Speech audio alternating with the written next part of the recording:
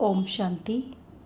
अव्यक्त मुरलियों की श्रृंखला में आज हम प्राण प्यारे बाप दादा के 25/12/69 के मधुर महावाक्य सुन रहे हैं।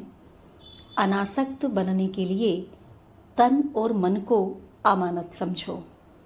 बाबा ने कहा, बाप दादा को कहाँ बुलाया है और किस लिए? अभी कहाँ बैठे हो? मधुबन में तो हो, लेकिन मधुबन में भी कहाँ बाप आए हैं? फुलवारी में बैठे हो या महफिल में? बाप दादा रूहानी रूहों को देख रहे हैं और साथ साथ हर एक फूल से निकले हुए रूह की खुशबुएं भी ले रहे हैं। जैसे वह लोग फूलों से इसेंस निकालते हैं, उनको रूह कहते हैं। उनकी खुशबू बहुत अच्छी और मीठी होती है। तो यहाँ मधुबन में रहते भी आज रूहानी दुनिया का सैर कर रहे हैं। आप सभी को भी रूहानी रूप में रह कर के हर कर्म करना है, तब सर्विस में व कर्म में रौनक आएगी। अभी नवीनता चाहते हो ना? वह जैसे चल रहे हैं उससे संतुष्ट हो, तो नई रौनक तब आएगी जब हर कर्म में, हर संकल्प में, वाणी में रूहानियत होगी। रूहानियत कैसे आएगी? इसके लिए क्या करना है जो रूहानियत सदा कायम रहे? क्या बदलना है? तो हर एक ने भिन्न भिन्न बातें सुनाई। यह तो है मुख्य बातें जो सभी को पक्की ही हैं, परंतु रूहानियत न रहने का कारण क्या है? वफादार, फरमान बरदार क्यों नहीं बन पाते हैं? इसकी बात है संबंध की कमी। तो बाबा ने कहा, संबंध में कमी भी क्यों पड़ती है? निश्चय बुद्धि का तिलक तो सभी को लगा हुआ है। यह प्रश्न है कि रूहानियत सदा कायम क्यों नहीं रहती है? रूहानियत कायम न रहने का कारण यह है कि अपने को और दूसरों को जिनके सर्विस के लिए हम निमित्त हों, उन्हों को बाप दादा की अमानत समझकर चलना। जितना अपने को और दूसरों को अमानत समझेंगे तो रूहानियत आएगी। अमानत न समझने से कुछ कमी पड़ जाती है। मन के संकल्प जो करते हैं वह भी ऐसे समझकर करें कि यह मन भी एक अमानत है।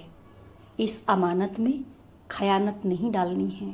दूसरे शब्दों में, आप औरों को ट्रस्टी कहकर समझाते हो ना, उन्हों को ट्रस्टी कहते हो, लेकिन अपने मन और तन को और जो कुछ भी निमित्त रूप में मिला है, चाहे जिज्ञासु है, सेंटर है व स्कूल, कोई भी वस्तु है, लेकिन अमानत मात्र है। अमानत समझने से इतना ही अनासक्त होंगे, बुद्धि नहीं जाएगी। अनासक्त होने से ही रूहानियत आवेगी। इतने तक अपने को क्षमा पर मिटाना है। मिटाना तो है, लेकिन कहाँ तक? यह मेरे संस्कार हैं, यह मेरे संस्कार, ये शब्द भी मिट जाए। मेरे संस्कार फिर कहाँ से आए? मेरे संस्कारों के कारण ही यह बातें होती हैं। इतने तक मिटना है जो कि नेचर भी बदल जाए। जब हर एक की नेचर बदले तब आप लोगों के अव्यक्ति पिक्चर्स बनेंगे। संगम युग की संपूर्ण स्टेज की पिक्चर्स क्या हैं? फरिश्ते में क्या विशेषता होती है? एक तो बिल्कुल हल्कापन होता है। हल्कापन होने के कारण जैसी भी परिस्थिति हो वैसी अपनी स्थिति बना सकेंगे। जो भारी होते हैं वह कैसी भी परिस्थिति में अपने को सेट नहीं कर सकेंगे। तो फरिश्तेपन की मुख्य विशेषता हुई कि वह सभी बातों में हल्के होंगे। संकल्पों में भी हल्के, वाणी में भी हल्के और कर्म में भी हल्के और संबंध में भी हल्के रहेंगे। इन 4 बातों में हल्कापन है तो फरिश्ते की अवस्था है। कौन सी 4 बातें बाबा ने बताई? संकल्प में भी हल्के, वाणी में भी हल्के, कर्म में भी हल्के और संबंध में भी हल्के। अब देखना है कहाँ तक इन 4 बातों में हल्कापन है। जो हल्के होंगे वे 1 सेकंड में कोई भी आत्मा के संस्कारों को परख सकेंगे और जो भी परिस्थिति सामने आएगी उनको 1 सेकंड में निर्णय कर सकेंगे। तो यह है फरिश्तेपन की परख। जब यह सभी गुण हर कर्म में प्रत्यक्ष दिखाई दे तो समझना अब संपूर्ण स्टेज नजदीक है। साकार रूप की संपूर्ण स्टेज किन बातों में नजर आती थी? मुख्य बात तो अपने संपूर्ण स्टेज की आपे ही परख करनी है इन बातों से। तो इस ग्रुप का मुख्य गुण कौन सा है? वह ग्रुप था यज्ञ स्नेही और यह ग्रुप है यज्ञ सहयोगी। यज्ञ सहयोगी में तो सभी पास हैं, बाकी क्या करना है?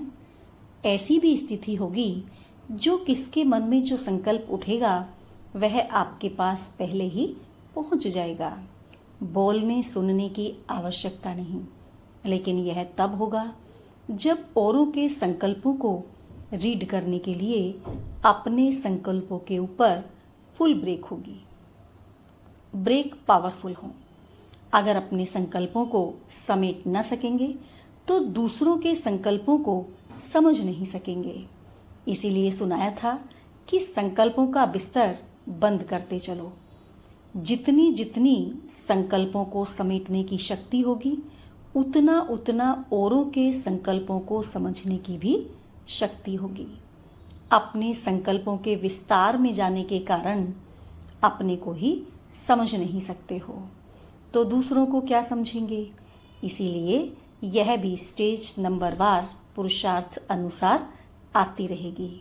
यह भी संपूर्ण स्टेज की परख है।